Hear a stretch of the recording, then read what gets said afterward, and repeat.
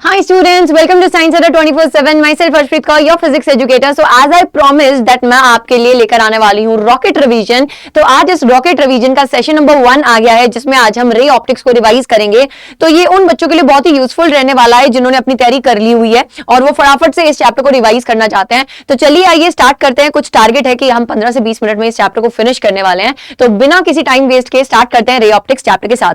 सो पहला टॉपिक जो हम पढ़ने वाले हैं इसमें वो है स्नेल्स लॉ. स्नेल्स लॉ क्या होता है बेटा अपने पास?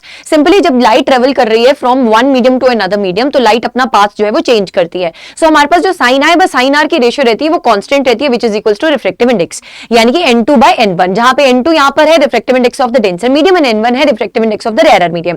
बेटा जो स्पीड होती है ना लाइट की, that is inversely proportional to the refractive index, यानी कि रेयर मीडियम में स्पीड ज्यादा होती है, डेंसर मीडियम में स्पीड कम होती है. तो चलिए फिर आगे बढ़ते हैं. नेक्स्ट अगर हम बात करें refraction of light through a glass slab. बेटा जब लाइट ट्रेवल कर रही है एयर से लेकर ग्लास स्लैब में और वापस एयर में आ रही है, सो इंसिडेंट रे और इमर्जेंट रे जो निकल रही है उसके बीच में there is some shift which is referred to as lateral shift. Light सीधा सीधा चलना चाहती थी, बट यार एक मीडियम से दूसरे मीडियम ट्रेवल करने में वो बेंड हुई है ना. जब रेयर टू डेंसर गई तो बेंड टुवर्ड्स द नॉर्मल होगी. तो फाइनल पाथ अगर आप देखते हैं, जिस पाथ से जानी चाहिए थी और जिस पाथ से जा रही है उनके बीच में बेटा जो शिफ्ट हो रहा है उसको बोलते हैं लेटरल शिफ्ट. लेटरल शिफ्ट का फॉर्मूला क्या रहता है अपने पास? T into sine of I1 minus of R1 divided by cos of R1. बेटा याद रखिएगा T से what does T stands for? T is the thickness of this glass slab and sin by cos भी अपने पास क्या होता है? T ही तो होता है, यानी कि tan ही तो होता है. एंड I1 यहाँ पे क्या है? Incidence angle. R1 क्या है बेटा? फर्स्ट सरफेस के ऊपर रिफ्रैक्शन एंगल है.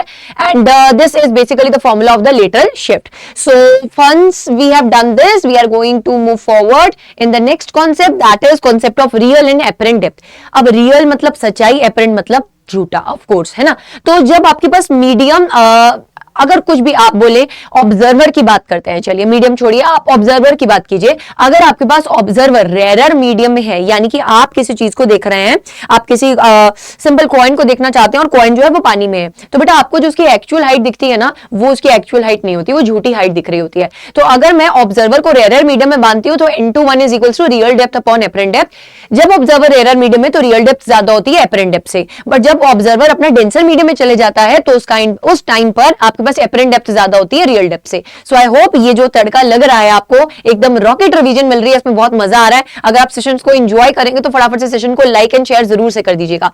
नेक्स्ट अगर हम आगे चलते हैं, एक्चुअली में कितना शिफ्ट होता है बेटा अपने पास जब अपने पास ऑब्जर्वर रेयर मीडियम है, that is 1 minus of 1 upon n into t, where t is the thickness, n यहाँ पे है refractive index of the denser medium. यहाँ पे हमने रेयर मीडियम को एयर लिया है, सो इसलिए रिफ्रैक्टिव इंडेक्स उसकी 1 ले ली है. डेंसर मीडियम की अगर बात करें तो डेंसर मीडियम में शिफ्ट के फॉर्मूला को बेटा हम n माइनस 1 इंटू टी से डिनोट करते हैं. This is basically the general formula. If surrounding में कोई भी और मीडियम है तो उस टाइम पर आप शिफ्ट को कैसे लिखेंगे? t into 1 minus of mu surroundings into mu surroundings divided by mu of glass slab. ठीक है, आगे बढ़ते हैं. अगर मल्टीपल आपके पास बेटा ग्लास स्लैब्स है और आपको ओवरऑल निकालना है कि कितना आपके पास रिफ्रैक्टिव इंडेक्स आ रहा है overall, so that will be equals to mu equivalent will be equals to summation of T. T is what बेटा? Thicknesses of the glass slabs divided by T divided by mu. हर एक refractive index को जब आप thickness से divide कर देंगे, उसको जब आप डिनोमिनेटर में डालेंगे, आपके पास म्यू इक्विवेलेंट आ जाएगा, where t is the thickness and mu is the refractive index. Next concept comes of total internal reflection. बेटा टोटल इंटरनल रिफ्लेक्शन वो कॉन्सेप्ट होता है जब लाइट अंदर ही अंदर ट्रैप होकर रह जाती है. यानी कि अगर हम बात करें ये किस टाइम पर होता है, व्हाट आर द सिचुएशंस, इसमें दो पर्टिकुलर सिचुएशंस चाहिए. सबसे पहली situation, light should travel from denser medium to rare medium, and the second situation is that angle of incidence should be greater than the critical angle.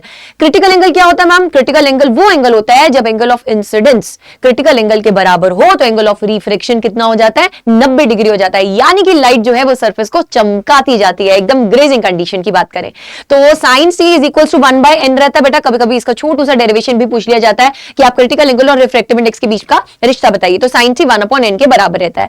अब आगे आएंगे, आगे चलता है बेटा. डिफरेंट मटेरियल्स का क्रिटिकल एंगल मैंने आपको यहां पर प्रोवाइड किया हुआ, आप इसको रीड आउट कर सकते हैं. What are the applications of TIR? Mirage, diamond, optical fibre, prism. Diamond आपके सिलेबस में नहीं है, बाकी सब चीजें, मिराज की बात करें, ऑप्टिकल फाइबर की बात करें, they are in your syllabus, तो इनको एक बार आप एनसीईआरटी में से भी रीडिंग दे सकते हैं. ऑप्टिकल फाइबर में बेटा आप याद रखिएगा कोर एंड क्लेडिंग दो हिस्से होते हैं. कोर जो होता है वो डेंसर मीडियम होता है, क्लेडिंग जो होता है वो रेयर मीडियम होता है. As we all know that light travel कर रही है फ्रॉम डेंसर टू रेयर, तो अंदर वाला हिस्सा बेटा क्या है? Denser medium, that is referred to as core, और बाहर वाला हिस्सा क्या है? Cladding, that is a rare medium. ठीक है, आगे बढ़ेंगे, refraction at the spherical surfaces. अगर हम स्फेरिकल सर्फेसेस की बात करें तो there are basically two conditions. One condition is when the light travels from rare to denser and another condition is when light travels from denser to rare. बेटा जब light travel करती है rare to denser, आपको हमेशा ये चीज याद रखनी है, ये फर्क नहीं पड़ता कॉन्वेक्स मिरर है कॉनकेव मिरर है, बस इस चीज का फर्क पड़ता है कि लाइट कहां से कहां ट्रेवल कर रही है। जब रेयर टू डेंसर ट्रेवल करती है तो आपके पास फाइनल फॉर्मूला बनता है n2 - n1 divided by r is equals to n2 by v minus n1 by u। n1 रहता है refractive index of rare medium, n2 रहता है refractive index of the denser medium.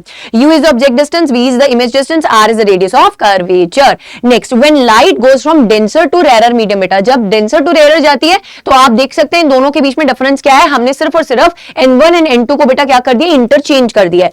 तो आप एक फॉर्मूला याद रखेंगे तो ऑटोमेटिकली आप दूसरा फॉर्मूला वहां पे डिराइव कर पाएंगे। ठीक है, this is basically the diagrams जो मैंने छोटे छोटे से डायग्राम्स यहाँ पे बना दिए आपके लिए। जब लाइट ट्रेवल कर रही है रेयर टू डेंसर तो बेटा इसकी जब डेरिवेशन अब करते हो तो अल्फा बीटा गामा, आप तीन एंगल्स लेते हो, tan alpha tan beta tan gamma solve करते हो और फर्दर उसके बाद बेटा आप एक्सटीरियर एंगल थ्योरम लगा देते हो और वहां से आपके पास चीजें जो है वो सॉल्व होकर आ जाती हैं। ठीक है, जिसको नहीं पता है कि मैम किस तरीके से सॉल्व होती हैं तो वो अभी भी संकल्प 2.0 के बैच में एनरोल कर सकता है और उसमें रे ऑप्टिक्स को अगर आप अपनी पेस में पढ़ना चाहते हैं तो आप स्टिल बेटा देयर इज पॉसिबिलिटी आप पढ़ सकते हैं using the above code that is Y549। अगर आप ये वाला कोड यहाँ लगाते हैं दैट इज Y549 तो आपको मैक्सिमम रिबेट्स भी मिल जाएंगे प्राइजेस में। ठीक है जी, चलिए आगे बढ़ते हैं। अब हम बात करते हैं लेंसेज की।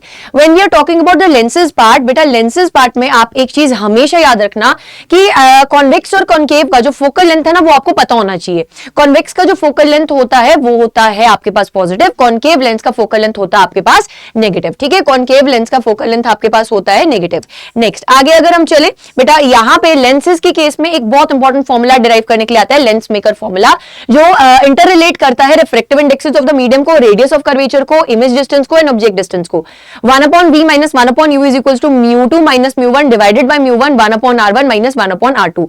ये फॉर्मूला आप बड़े इजीली डिराइव कर सकते हैं। आप फर्स्ट एंड सेकंड सर्फेसेस के लिए रिस्पेक्टिवली दो इक्वेशंस बनाएंगे, साइमल्टेनियसली उनको ऐड करेंगे और आपके पास ये इक्वेशन आ जाएगी। आपको एक चीज का ध्यान रखना है, ये वाली इक्वेशन में आपको जितने भी यहाँ पे क्वांटिटीज है उनको विद साइन सब्स्टिट्यूट करना है। बेटा अगर मैं इस लेंस की बात करती हूं तो इस केस में R1 will be positive and R2 will be negative. चलिए आगे चलेंगे। सो अगर हम इसी में कंडीशन लगा देते हैं कि ऑब्जेक्ट आपका इंफिनिटी पे है एंड आपके पास फाइनल इमेज बन रही है बेटा फोकल लेंथ पर, तो आपका यही फॉर्मूला लेंस फॉर्मूला में रिड्यूस हो जाता है 1/f is equals to 1/v - 1/u। बेटा जैसे लेंस फॉर्मूला में यहाँ पे नेगेटिव आता है ऐसे मिरर फॉर्मूला में यहाँ पर बस बीच में क्या आ जाता है, पॉजिटिव आ जाता है। मिरर फॉर्मूला का या मिरर इक्वेशन का डेरिवेशन आने के चांसेस बहुत ही कम है। मैग्निफिकेशन क्या होता है? Magnification is basically image height divided by object height, या आप इसको image distance divided by object distance भी लिख सकते हैं। अगर आपके पास कॉन्वेक्स लेंस है तो आपके पास real inverted and virtual erect दोनों टाइप की इमेजेस बन सकती हैं, बट कॉन्केव लेंस के केस में always virtual and erect image बनती है। बेटा मैग्निफिकेशन के केस में MNR याद रखेंगे, यानी कि magnification negative for real, and MP भी याद रखेंगे, magnification positive for virtual. Sign convention, अगर आप in the direction of incident ray जा रहे हैं तो वो सब डिस्टेंसेस को जो आप in the direction of incident ray measure कर रहे हैं उनको पॉजिटिव लेते हैं। बट अगर आप इंसिडेंट रे के ऑपोजिट डायरेक्शन में किसी डिस्टेंस को मेजर करने के लिए आ रहे हैं ऑप्टिकल सेंटर के विद रिस्पेक्ट टू, तो आपको उसके आगे एक नेगेटिव का साइन लेना पड़ता है। पावर ऑफ लेंसेज क्या होता है? बेसिकली पावर इज बेसिकली बेटा 1/4 फोकल लेंथ, या सिंपली अगर हम बात करें हम थ्रू आउट रे ऑप्टिक्स में जिन रेज की बात करते हैं दैट इज बेसिकली व्हाट, बोलो, हम यहां पे पैरेलल रेज आ रही हैं आपके पास दूर कहीं किसी ऑब्जेक्ट से। सो बेटा इन पैरेलल रेज का अगर मैं कन्वर्जेंस देखूं फोकस पे आ रहा है, अगर मैं मान के चलूं ये पैरेलल रेज h हाइट ऊपर है और इस h की वैल्यू क्या है 1 है। सो बेटा इस टाइम पर डिफाइन किया जाता है आपके पास that power of a lens is tan of delta. tan of delta is basically delta is the deviation angle जिससे लाइट जो है वो अपने पाथ से डेविएट हो रही है, which is h/f where h is equals to 1, where h is equals to 1। ठीक है, सो ये हमेशा याद रखिएगा बेटा, ये सिर्फ उन रेज के लिए वैलिड रहता है जहां पे इंसिडेंट एंगल बहुत छोटू सा बनता है, पिद्दू सा। जिन रेज के लिए इंसिडेंट एंगल बहुत बड़ा बनता है उनके लिए आपके पास जो फोकल लेंथ का फॉर्मूला भी होता है वो डिफरेंट होता है। ठीक है, चलिए SI यूनिट ऑफ पावर होता है बेटा 1 डायोप्टर। नेक्स्ट, अगर हम बात करें power of a convex lens, बेटा क्या होगी? पॉजिटिव होगी, बिकॉज उसकी फोकल लेंथ पॉजिटिव है। और कॉन्केव लेंस की पावर की बात करें तो वो नेगेटिव होगी, क्योंकि उसका फोकल लेंथ भी क्या है? नेगेटिव है। कॉम्बिनेशन ऑफ लेंसेज की बात करेंगे, इन कॉन्टैक्ट है तो फोकल लेंथ को आप इस तरीके से लिख सकते हैं 1/f = 1/f1 + 1/f2 + 1/f3। वहीं पर अगर आप पावर को लिखना चाहें तो P1 + P2 + P3, एंड अगर आप मैग्निफिकेशन को लिखना चाहें तो मैग्निफिकेशन हमेशा मल्टीप्लाई में आती है। अगर आपके पास दो लेंसेज के बीच में कुछ डिस्टेंस आ जाता है d, तो बेटा उस केस में आपके पास एक एडिशनल टर्म जुड़ जाती है -d / f1 into f2, और पावर में आपके पास एक और एडिशनल टर्म जुड़ जाती है -d p1 into p2। Next आगे चलेंगे, अगर अपने पास कॉनकेव लेंस है तो बेटा आप याद रखिएगा उसके फोकल लेंथ के आगे अपन को क्या लिखना है? नेगेटिव लिखना है। ठीक है जी। प्रिज्म के केस में हमेशा याद रखिए कि ये वाला जो केस है ये बहुत इंपॉर्टेंट है, इसके ऊपर बेस्ड क्वेश्चन पूछा जा सकता है, इवन की डेरिवेशन भी आ सकता है इसका। यहां पे आपके पास फर्स्ट सरफेस पर जब लाइट फॉल करती है तो एंगल ऑफ इंसिडेंस बनाती है, फिर with respect to the first surface आपके पास एंगल ऑफ रिफ्लेक्शन बेटा r1 बनता है, सेकंड सरफेस के लिए इंसिडेंट एंगल r2 होता है, और फाइनली एंगल जो हमारे पास बनता है that is emergent angle E। ठीक है, इमर्जेंस एंगल E बन जाता है। अब यहां पर जो रिश्ते देखने की जरूरत है वो क्या है बेटा? आपके पास एक रिश्ता आता है that which is referred to as a prism formula, n is equals to sin of delta m plus a divided by 2 divided by sin of a divided by 2, where a is the angle of prism, delta m यहाँ पे क्या रहता है बेटा? Minimum deviation angle रहता है। Minimum deviation angle पे angle of incidence angle of emergence के बराबर होता है, ये आपको चीज याद रखनी है। ठीक है, चलिए नेक्स्ट, अगर आपके पास एंगल ऑफ प्रिज्म बहुत छोटू सा है बेटा, उस केस में अगर आपके पास एंगल ऑफ प्रिज्म बहुत छोटू सा है उस केस में आप मिनिमम डेविएशन को n-1 into a से भी डिनोट करते हैं for small angles, for small angles. इसके बीच में एक इंपॉर्टेंट ग्राफ आता है जब आप प्लॉट करते हैं डेविएशन को with respect to angle of incidence, so that is one angle where angle of incidence is equals to angle of emergence, so this particular condition is referred to as minimum deviation condition. आप देख सकते हैं यहां पे deviation minimum है। बाकी बेटा आपके पास जो डेविएशन कर्व बनाती है that is an unsymmetrical U shape. ठीक है, सो ये आपको एक चीज याद रखनी है। Then relation between refractive index and wavelength बेटा इनवर्सली प्रोपोर्शनल, जिसका जितना ज्यादा वेवलेंथ होगा उसको उतना ही कम रिफ्रैक्टिव इंडेक्स फील होगा। नेक्स्ट, ऑप्टिकल इंस्ट्रूमेंट्स में बेटा हमारे पास कौन कौन से ऑप्टिकल इंस्ट्रूमेंट्स हैं? Simple microscope, compound microscope, astronomical telescope and Cassegrainian that is reflecting telescope. अब अगर हम लीस्ट डिस्टिंक्ट विजन की बात करें तो ये वो डिस्टेंस होता है जितनी डिस्टेंस पर हमको जो इमेज है वो क्लियर दिखाई देती है। नॉर्मल आइज के लिए ये डिस्टेंस 25 सेंटीमीटर के इक्वल रहता है। इमेज ऑफ रिलैक्स्ड विजन का मतलब होता है कि जब आपकी आंखों को स्ट्रेन नहीं पड़ रहा है, अगर आप किसी चीज को देखना चाहते हैं, सो एक नॉर्मल आई के लिए रिलैक्स्ड जो विजन का डिस्टेंस माना जाता है that is equals to infinity. तो कभी भी आपको रिलैक्स्ड विजन लिखा होगा दैट मींस आप वहां पे वो चाहते हैं कि आप इंफिनिटी पर वो कंडीशन को डिराइव करें। देन आपके पास जो मैग्निफिकेशन डिस्टिंक्ट विजन पर होती है यानी कि 25 सेंटीमीटर पर होती है वो ज्यादा होती है एज कंपैरेटिव टू द बेटा magnification at infinity. Angular magnification होता है beta divided by alpha. Beta is basically the angle subtended by the image at the I level and alpha is the angle subtended by the object at the I level. चलिए next आगे बढ़ते हैं। Simple microscope is very simple यार। इसमें एक convex lens है, इसके सामने एक हमने रखा है ऑब्जेक्ट जिसको हम मैग्नीफाई करके देखना चाहते हैं। अगर हम उसका final image least distinct vision पे देखेंगे तो मैग्निफिकेशन आपके पास हो जाती है बेटा 1 + d/f। Magnification d/u is a general formula. हमें u की वैल्यूज नहीं पता है तो हम चाहते हैं हम d and f की टर्म्स में लिखें, सो मैग्निफिकेशन को 1 + d/f से डिनोट करते हैं। वहीं पर अगर हम बात करते हैं ऑब्जेक्ट एट द फोकस की, जब ऑब्जेक्ट आपका फोकस पे पड़ा होगा then final image will be at infinity, at that particular time magnification will be d/f।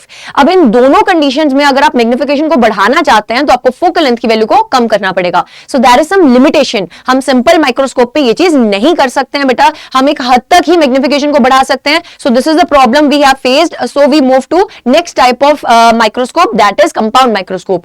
Compound microscope consist of 2 lenses. आपके पास ऑब्जेक्टिव एंड आईपीस, 2 लेंसेज होते हैं। कंपाउंड माइक्रोस्कोप में हम नजदीक वाली चीजों को मैग्नीफाई करके देखना चाहते हैं। सो बेटा इसका जो ऑब्जेक्टिव लेंस होता है इसका फोकल लेंथ छोटा होता है, इसका एपर्चर छोटा होता है। आईपीस का जो फोकल लेंथ होता है और एपर्चर होता है वो बड़ा होता है। Aperture is basically that region बेटा जिसमें लाइट एंटर करती है किसी भी लेंस में, ठीक है, इफेक्टिव एरिया। सो अब इसके केस में total magnification m0 into m ही से डिनोट होती है। यहां पे बेटा आपके पास अगेन 2 कंडीशंस होती हैं। अगर आपके पास जो ऑब्जेक्टिव है वो अपनी इमेज बना रहा है और उसकी जो इमेज बन रही है वो आईपीस के focal length and optical centre के बीच में बन जाती है तो आपके पास जो फाइनल इमेज बनती है वो d डिस्टेंस पर बनती है। और वहीं पर अगर बेटा ऑब्जेक्टिव ऑब्जेक्टिव के द्वारा बनाई गई जो इमेज है वो आईपीस के फोकल लेंथ पर पड़ जाए तो आपके पास जो फाइनल इमेज है वो इंफिनिटी पर पड़ती है, ठीक है। सो मैग्निफिकेशन ऑफ ऑब्जेक्टिव बेटा L divided by F not के इक्वल आता है। एल यहां पर ट्यूब लेंथ रहता है जिसको हम अपने हिसाब से एडजस्ट कर सकते हैं। एल बेटा जो ट्यूब लेंथ रहता है that is basically the distance between this focus and this focus, ठीक है। ऑब्जेक्टिव एंड आईपीस के फोकस के बीच के डिस्टेंस को अपन ट्यूब लेंथ बोलते हैं। अब जो कॉन्वेक्स लेंस है बेटा उसका ये वाला जो फोकस है उसको सेकेंडरी फोकस बोलते हैं और जो आईपीस का ये वाला फोकस है this is the primary focus, ठीक है। फर्स्ट फोकस भी इसको बोलते हैं। जो हमारे लिए इंपॉर्टेंट रहता है वो रहता है सेकंड फोकस, ठीक है। चलिए नेक्स्ट, अगर हम ऑब्जेक्टिव को हटा देते हैं बेटा, एक जो लेंस रह गया तो वो तो आईपीस तो है वो सिंपल माइक्रोस्कोप की तरह काम करेगा। तो मैग्निफिकेशन ऑफ आईपीस आपके पास 1 + d बाय एफई से डिनोट होता है। Total magnification m not into ME. तो जब आपके पास इमेज बन रही है लीस्ट डिस्टिंक्ट विजन पर तो बेटा आपके पास जनरल फॉर्मूला क्या आ जाता है मैग्निफिकेशन का, l divided by f not 1 + d by f e. With science आपको इन सब क्वांटिटीज को सब्स्टिट्यूट करना होगा। अगर रिलैक्स आई के लिए बात करते हैं यानी कि नॉर्मल एडजस्टमेंट के लिए बात करते हैं उसमें बेटा 1 + d बाय एफई की जगह d बाय एफई आ जाता है, इंफिनिटी वाला केस, ठीक है। अब हम नॉर्मल कंडीशंस में बेटा जब बात कर रहे हैं तो हमेशा हम जो इमेज मानते हैं वो कहां पे बनती है, इंफिनिटी पे बनती है। We can adjust the tube length so that we can adjust the magnification. यहां पे एक फायदा है कि हम ट्यूब लेंथ को एडजस्ट करके अपनी मैग्निफिकेशन को एडजस्ट कर सकते हैं। चलिए नेक्स्ट आगे बढ़ेंगे। नेक्स्ट आता है बेटा टेलीस्कोप। टेलीस्कोप में अगेन आपके पास दो टाइप के लेंसेज यूज होते हैं, ऑब्जेक्टिव एंड आईपीस। अब यहां पर आपको दूर वाली चीजों को देखना है तो ऑब्जेक्टिव बेटा बड़ा होता है, objective lens is bigger one है ना। इसका जो आपके पास अपर्चर है फोकल लेंथ है वो बड़ा है as comparative to eyepiece. Let's suppose अगर आप चंदा मामा को देखना चाहते हैं तो चंदा मामा एकदम बाजू वाली गली में तो नहीं है। सो इसीलिए बेटा यहाँ पे जो ऑब्जेक्टिव है हम चाहते हैं उसमें ज्यादा ज्यादा लाइट एंटर करे। सो इसका जो ऑब्जेक्टिव है बेटा वो हम फोकल लेंथ पे बढ़ा लेते हैं। मैग्निफिकेशन बेटा -f0 बटा एफई आता है। This is basically under the normal condition. जब आपके पास जो फाइनल इमेज बन रही है वो बन रही है real inverted and magnified image. जब फार जो आपके पास इमेज बन रही है that is at least distinct vision तो बेटा आपके पास फॉर्मूला यही चेंज होता है -f0 by f e 1 + fe divided by d। 1 + fe divided by d not d divided by fe। तो ये वाले फॉर्मूला को ध्यान रखिएगा, इसके ऊपर बेस्ड न्यूमेरिकल भी पूछा जाता है। Large aperture of objective good resolving power. बेटा लार्ज अपर्चर का हेल्पफुल है क्योंकि यहां से हमें गुड रिजॉल्विंग पावर मिलती है। देन टेरेस्ट्रियल टेलीस्कोप्स की बात करें तो बेटा यही सेम टेलीस्कोप के आगे अगर हम एक और नया लेंस लगा देते हैं जो कि फाइनल इमेज को उल्टा कर देता है, बिकॉज टेलीस्कोप से जो इमेज बन रही है ना बेटा वो इन्वर्टेड बन रही है, रियल एंड इन्वर्टेड बन रही है। अब लेट्स सपोज अगर आप शेर को देखना चाहते हो, हाथी को देखना चाहते हो तो बेटा उल्टा थोड़ी देखोगे है ना। तो उसके लिए हम एक एक्स्ट्रा लेंस लगा देते हैं इसी के आगे, ठीक है। So L is equals to f0 plus of fe. There are multiple formulas for L. f0 plus of ue भी लिख सकते हो और इसी का फर्दर बेटा एक और फॉर्मूला रहता है ये, ठीक है। नेक्स्ट अगर इसको टेरेस्ट्रियल टेलीस्कोप को छोड़ दो that is basically not important. Then अपने पास लास्ट टाइप का टेलीस्कोप आता है दैट इज रिफ्लेक्टिंग टेलीस्कोप। अब पूछा जाता है कि रिफ्रैक्टिंग टेलीस्कोप जो एस्ट्रोनॉमिकल टेलीस्कोप है वो रिफ्रैक्टिंग टेलीस्कोप है और ये जो कैसिग्रेनियन टेलीस्कोप है ये रिफ्लेक्टिंग टेलीस्कोप है। ये वाला बेटर क्यों है बेटा, because this is free from chromatic and spherical aberrations. अब क्रोमेटिक एंड स्फेरिकल एबरेशंस क्या होते हैं बेटा, spherical aberrations is basically related to focusing problem. आपके पास जब लाइट रेज आती हैं मार्जिनल एंड पेरिक्सियल रेज आके फोकस पर कन्वर्ज करती हैं तो वो डिफरेंट डिफरेंट जगह पर आके कन्वर्ज करती हैं और आपको ब्लर्ड से इमेज दिखाई देती है। दैट इज आपके पास स्फेरिकल एबरेशन। क्रोमेटिक एबरेशन होती है due to different colours. Due to different colours जब लेंस में से गुजरेंगे तो वो डिफरेंट डिफरेंट बेटा वेवलेंथ की वजह से different different reflective index feel करेंगे तो वो डिफरेंट डिफरेंट डेविएट होंगे। तो फाइनली आपके पास अगेन फोकस पर सारी लाइट्स जाकर मीट नहीं कर पाती। सो लेंसेज में ये प्रॉब्लम आती है, मिरर्स में ये प्रॉब्लम नहीं आती है। तो इसीलिए हम ऑब्जेक्टिव को यानी कि जो ऑब्जेक्टिव लेंस था उसको रिप्लेस कर देंगे बेटा ऑब्जेक्टिव मिरर से which is a concave reflector.